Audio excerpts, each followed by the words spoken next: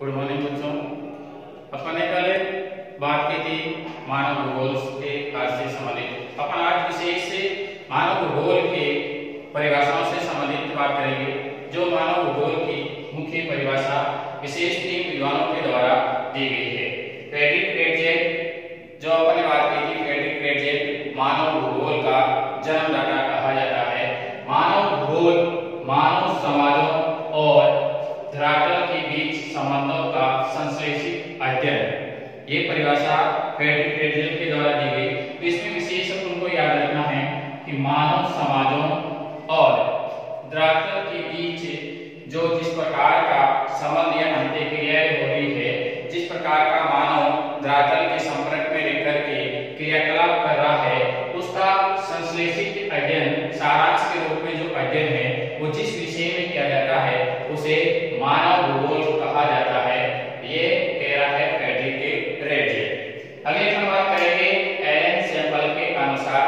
Elon sample कह रहा है कि मानव भूगोल के अंतर्गत चंचल मानव, क्रियाशील मानव और अस्थायी पृथ्वी हमेशा धरातल में वो परिवर्तनशील अवस्था के अंतर्गत रहता है, बदलाव की स्थिति रहती है। तो कहना है क्रियाशील मानव और अस्थायी पृथ्वी के पारस्परिक जो बीच में जो संबंध जो पाया जाता है, उसके अंतर्गत जो भी परिवर्तन की जो स्थिति बनती है, उस परिवर्तनशील संबंधों का अध्ययन जिस विषय में किया जाता है उसे मानव भूगोल कहा जाता है। वहीं अगर अपन बात करें एलन सैंपल, ये नीतिवाद के समर्थक थी, जो फ्रेडरिक रेटजेट की शिष्या रही है। अगले अपन बात करेंगे विडाल डी ब्लास के अनुसार। विडाल डी ब्लास के अनुसार कहा गया है कि पृथ्वी को नियंत्रित करने वाले भौतिक के नियम, जैसे कि जलवायु से संबंधित है, वनस्पति से संबंधित है।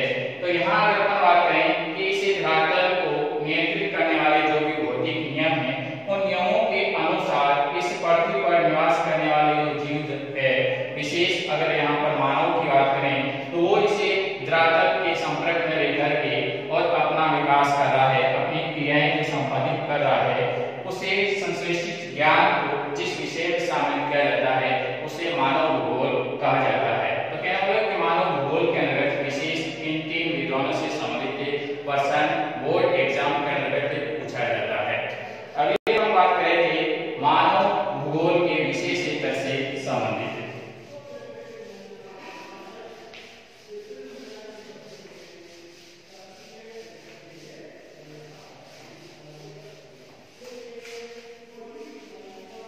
तो मानव भूगोल के विशेष क्षेत्र के अंतर्गत अपने पहले बात की थी जनसंख्या व उसकी क्षमता। मानव भूगोल के विशेष क्षेत्र,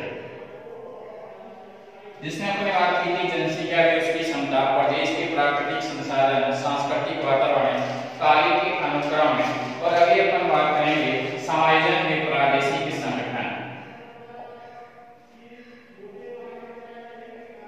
समायोजन वे प्रादेशिक संगठन, ये विषय भी इस मानव भूगोल के विशेष क्षेत्र के अंतर्गत शामिल किया गया है।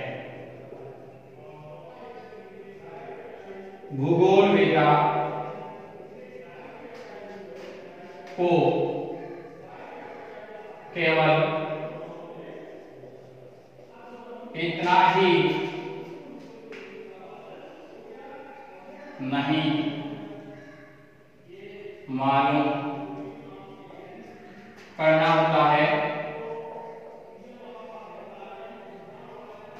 कि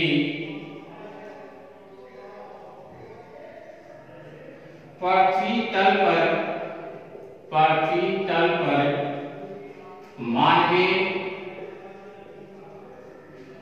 दशाएं किस प्रकार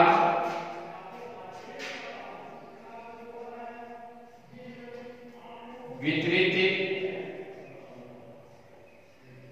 है,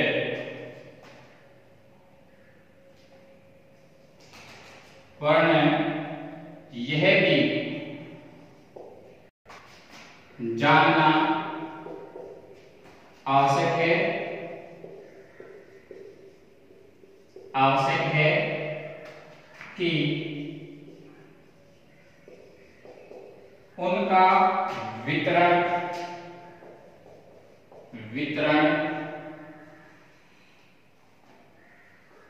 विशेष ढंग से क्यों है। समायोजन में प्रादेशिक संगठन के अंतर्गत भूगोल का केवल यह नहीं मालूम करना होता है कि पृथ्वी तल पर मानवीय दशाएं किस प्रकार की वितरित है, कहाँ पर किस प्रकार का मानव धरातल के संपर्क में रहकर के काम कर रहा है, पृथ्वी तल पर मानवीय दशाएं किस प्रकार से वितरित है, वरना यह भी जानना आवश्यक है कि उन वितरण पर विशेष ढंग से क्यों है। कहना मतलब है कि वहां पर उनका जो कार्य है वो उसे धरातल के अनुरूप पे उन भौगोलिक दशाओं के अनुरूप पे संचालित हो रहा है। जहाँ जिस प्रकार का प्रदेश होगा उसी के अनुरूप ही वहां मानवीय अपने क्रियाकलाप करते रहेंगे। मानव भूगोल के अध्ययन का दूसरा पक्ष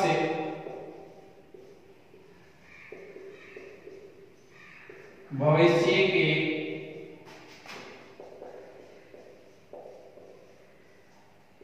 परिप्रेक्ष्य में मानव वातावरण तंत्र का अध्ययन करना है।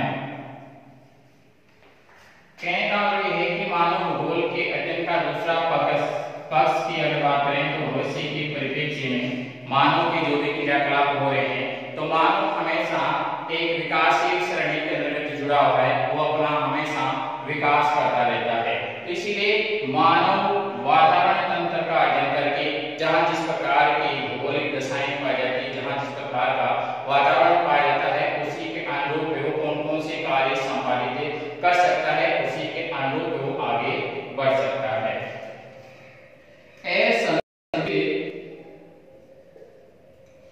असंतुलित विकास के कारण प्रकृति असंतुलित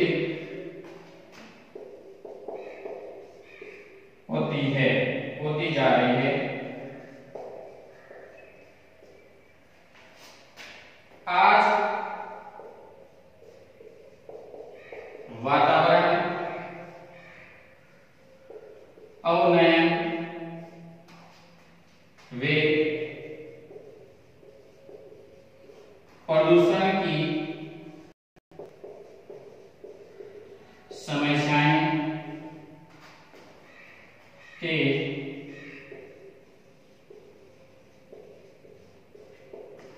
अध्ययन क्षेत्र का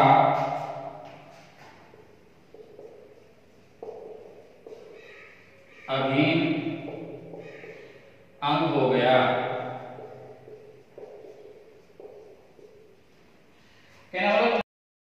वातावरण तंत्र का अध्ययन करेगा और इससे प्रकृति को एक संतुलित स्थिति में रख करके ही वो अपना विकास कर सकता है। प्रकृति के नियमों के अंदर रहकर के अगर मानव विकास करता है वो हमेशा लंबे समय तक ही उसका विकास अवरुद्ध नहीं होगा। तो कहने का मतलब यह है कि यहाँ पर नीतिवाद की विचारधारा एक तरह से प्रकट हो रही है। मानव इसे प्रकृति के साथ में खिलवाड़ नहीं करके अपना विकास कर रहेगा तो उसका निरंतर रूप से विकास होता रहेगा। तो असंतुलित विकास की स्थिति अगर वो अपनाएगा, कहने का मतलब यह है कि वो मानव अपना केवल स्वार्थ को देख करके ही अधिक से अधिक संसाधनों का अगर उपभोग करेगा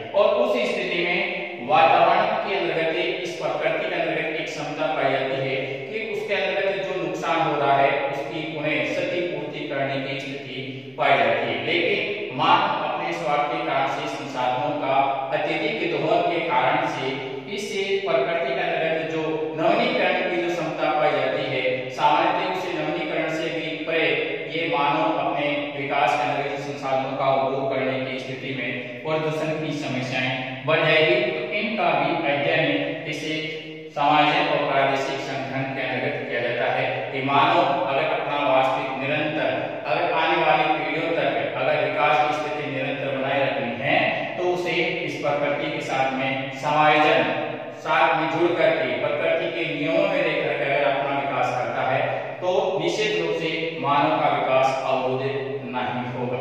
ये विशेष समायोजन में प्रादेशिक संगठन के अंतर्गत इसका गठन किया जाता है।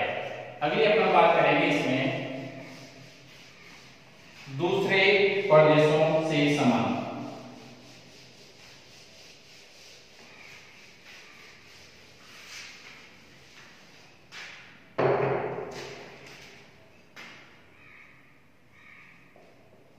दूसरे प्रदेशों से संबंध।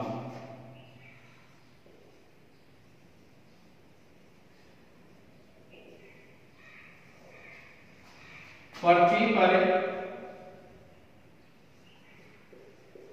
पर मानव एकाकी नहीं है, उसके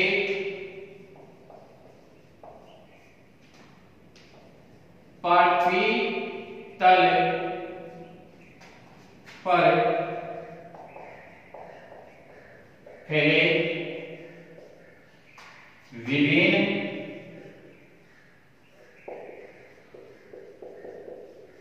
क्षेत्रों से आर्थिक, सामाजिक,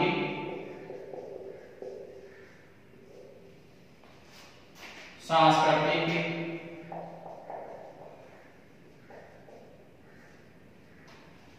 वे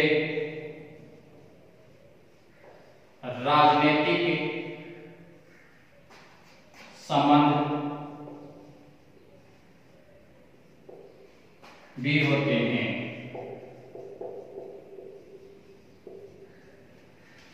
तो कहने का मतलब है कि इससे पृथ्वी तल पर मानव एकाकी नहीं है, मानव समूह एक समूह से दूसरे समूह से जुड़ा हुआ है, एक प्रदेश दूसरे प्रदेश के साथ में जुड़ा हुआ है। किसी प्रदेश के अंतर्गत कृषि कार्य अधिक हो रहा है तो कृषि से आधारित जो भी उद्योग उनके द्वारा उत्पादित या खाद्य सामग्री उन क्षेत्रों के अंतर्गत पहुंचाई जाती है जहां पर कृषि कार्य नहीं हो रहा है, केवल खनन कार्य हो रहा है। खनिज पदार्थ निकाल करके उन पर आधारित जो उद्योग वहां पर जो संचालित हो रहे हैं तो उनको खाद्य सामग्री की आवश्यकता होती है। तो जहाँ कृषि कार्य हो रहा है वहां से खाद्य सामग्री का आयात उन खनन वाले क्षेत्रों के अंतर्गत कर लिया जाता है।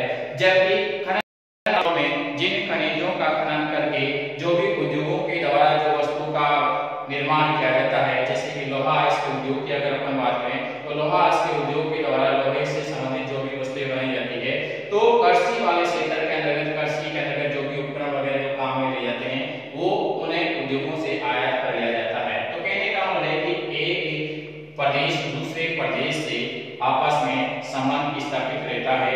वहीं अगर अपन सामाजिक स्थिति की भी बात करें, सांस्कृतिक स्थिति की अगर अपन बात करें या राजनीतिक की स्थिति की बात करें, जो भी सरकारों के द्वारा एक सरकार केंद्र सरकार राज्य सरकार की अगर अपन बात करें, एक राज्य से दूसरे राज्य की सरकारों की अगर अपन बात करें तो उनके बीच में भी आर्थिक मसलों से संबंधित विचार विमर्श से या फिर कुछ नियम बनाए जाते हैं। तो एक क्षेत्र दूसरे क्षेत्र से हमेशा निर्भर रहते हैं। एक क्षेत्र से दूसरे क्षेत्र के अंदर जो भी आवश्यकता के अनुसार जो भी वस्तुएं हैं वो आयात या निर्यात मंगवाई या भेजी जाती है। तो ये विशेष पक्ष का अध्ययन मानव भूगोल के विशेष क्षेत्र के अंतर्गत किया जाता है। अगली अपन बात करेंगे मानव भूगोल का विकास।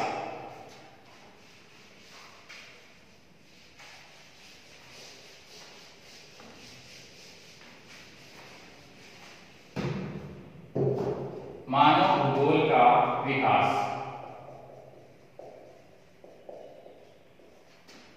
मानव भूगोल का विकास, अगर अपन मानव भूगोल के विकास की अगर अपन बात करें तो इसे पृथ्वी के निर्माण के लंबे समय बाद जब इससे पृथ्वी पर जीव जंतु की उत्पत्ति हुई और धीरे धीरे मानव की उत्पत्ति की स्थिति बनी, तब से ही मानव भूगोल की स्थिति आरंभ हो गई थी। उस समय मानव पूर्ण रूप से आदिम ढंग से ही अपना जीवन यापन करता था।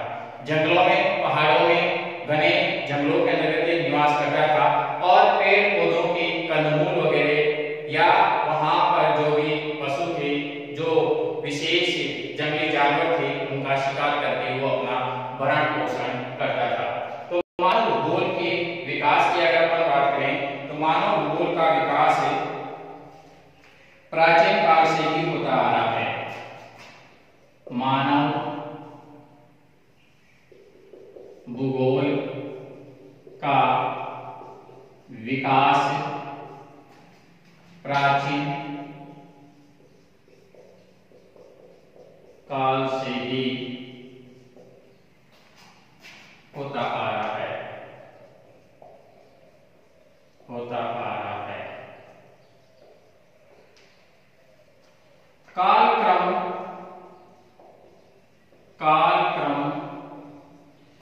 के आधार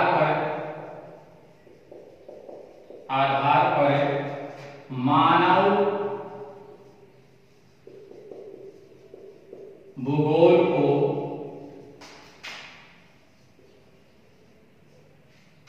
मुख्य रूप से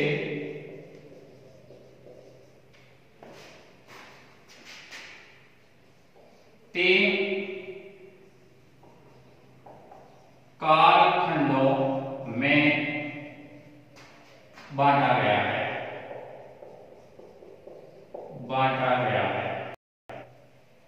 तो कहने वाला है कि मानव भूगोल के विकास के कालक्रम के आधार पर इन्हें तीन खंडों के अंतर्गत विभाजित किया गया है। प्राचीन काल, मध्यम काल और तीसरा हो जाएगा आधुनिक काल, जो वर्तमान में जो मानव भूगोल की स्थिति है उनसे संबंधित है। तो जैसे जैसे समय गुजरा वैसे वैसे मानव भूगोल के अंतर्गत नवीनतम तथ्य, नवीनतम जानकारी शामिल होती गई। तो सबसे पहले अपन इसमें बात करेंगे प्राचीन काल से संबंधित है। प्राचीन काल, प्राचीन काल में तकनीकी विकास का स्तर निम्न था। कहने का मतलब यह है कि प्राचीन काल के अंतर्गत जो तकनीक का विकास नहीं के बराबर था, मानव पूर्ण रूप से प्रकृति पर निर्भर करके ही अपना जीवन यापन करता था तथा प्राकृतिक वातावरण की प्रधानता थी। जो प्रकृति से मिलता था सीधा मानव उसे उपभोग कर लेता था, कोई किसी प्रकार का उसमें बदलाव नहीं करता था। इसीलिए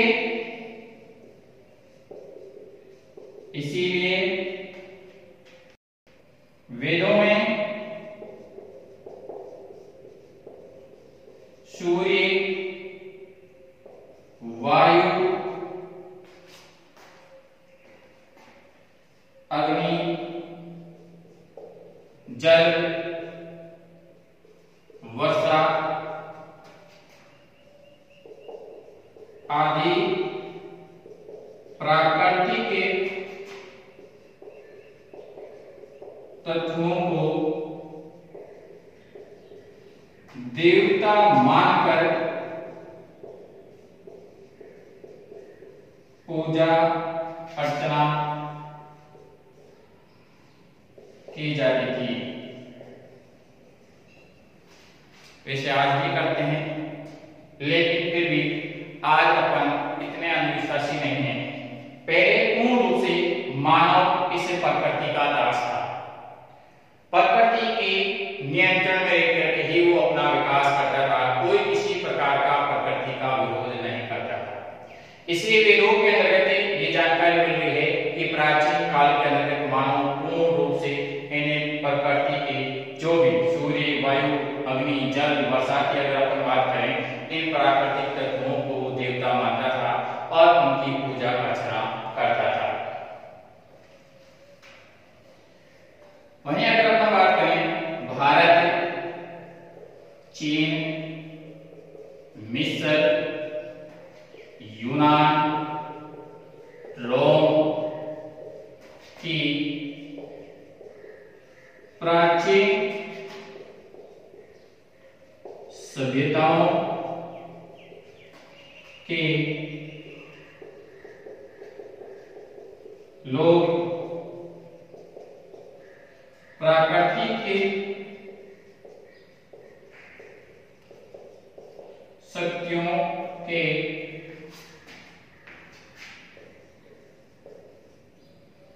प्रभाव को मानते थे।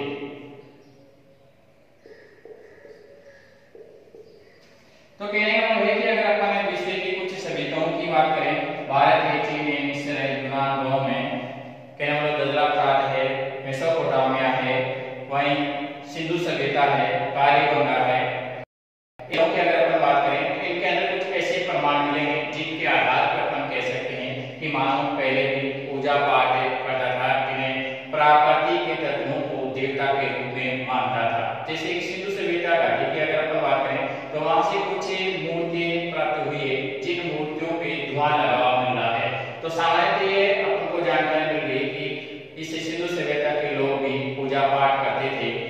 तो कहने का मतलब ये है कि इन सभ्यताओं के द्वारा भी अपन को ये जानकारी मिलती है कि यहाँ इस समय लोग पूर्ण रूप से प्रकृति के तत्वों को देवता मान करके उनकी पूजा अर्चना करते थे, पूर्ण रूप से प्रकृति का दास बने हुए थे।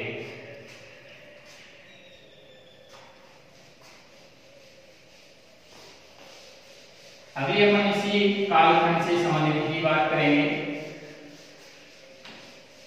इसी कालखंड के अंतर्गत कुछ भूगोल विद्वानों का भी योगदान रहा है। जैसे यूनानी दार्शनिक थेल्स वे एनाक्सिमेंडर ने जलवायु, वनस्पति वे मानव समाजों का वर्णन किया। यूनानी दार्शनिक विशेष पश्चिमी यूरोपीय क्षेत्र के रहने वाले विद्वान थेल्स और एनाक्सिमेंडर ने जलवायु से संबंधित, वनस्पति से संबंधित और मानव समाज से संबंधित जानकारी प्रदान की है। इसी के साथ ही अगर अपन थेल्स की बात करें तो ये थेल्स जो भूगोलवेता जो सबसे पहले इस विश्व के अंदर जो भी महाद्वीप है, इस महाद्वीपों को एक करके मानचित्र बनाने वाला भी एक प्रथम भूगोलवेता माना जाता है। अगली अपन बात करें हेरोडोटस की। हेरोडोटस इन्होंने गुमकड़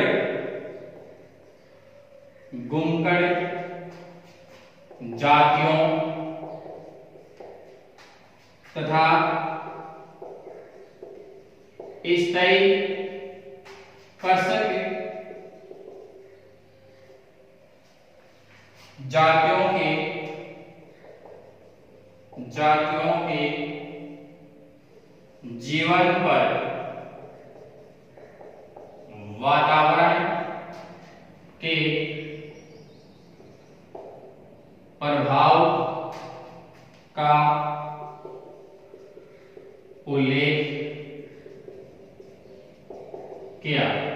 तो अगर अपन गुमकड़ जातियों की बात करें तो गुमकड़ जाती है, एक क्षेत्र से दूसरे क्षेत्र की ओर जाती है, वहां पर जिस प्रकार की दशाएं पाई जाती है उसी के अनुरूप ही वो अपना खान पान या रहन सहन बना लेते हैं। स्थायी कृषक की अगर अपन बात करें, जहां स्थायी रूप से अपनी कृषि कार्य कर रहे हैं, तो वहां पर जिस प्रकार की जलवायु पाई जाती है, जिस प्रकार की भौगोलिक दशाएं पाई जाती है, उसी के अनुरूप ही वो अपने फसलों का चुनाव करके और उसे कृषि कार्य के अंतर्गत फसलों का उत्पादन करता है। तो इनके जीवन के ऊपर भी वातावरण का प्रभाव पड़ा है, ये कह रहा है हेराक्लिटस से। अगले अपन बात करेंगे इसमें हिकेटियस विद्वान की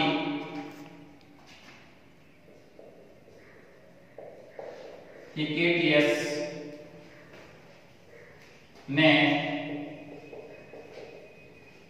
विश्व के बारे में उपलब्ध भौगोलिक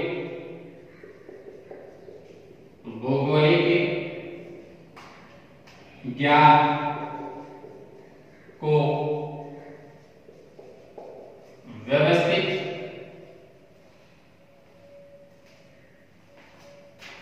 किया।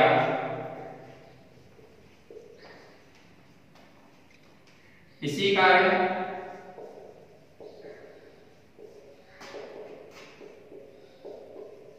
हिकेटियस को भूगोल का जनक कहा जाता है। तो अगर अपन हिकेटियस की बात करें तो ये विद्वान ऐसा विद्वान रहा है जिन्होंने भौगोलिक ज्ञान को एक व्यवस्थित क्रम से लिखने का प्रयास किया। इसी कारण से इसे भूगोल का जनक कहा जाता है, भूगोल का जन्मदाता कहा जाता है। जबकि